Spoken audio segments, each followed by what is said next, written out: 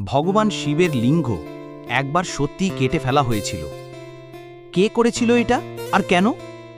এই ঘটনা শুনলে তোমার বিশ্বাস কেঁপে উঠবে। শিব ধ্বংস ও সৃষ্টির দেবতা, কিন্তু একদিন ঘটেছিল এমন কিছু যা সবাই ভুলে যেতে চায়।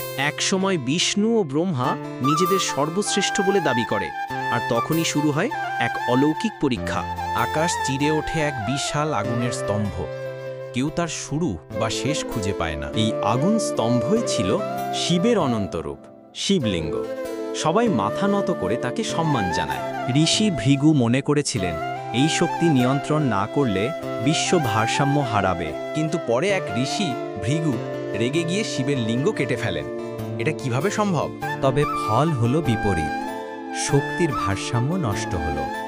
আর তখনই শিবলিঙ্গের পূজার প্রথা শুরু হয়, শক্তি ও সৃষ্টির শ্রদ্ধা হিসাবে।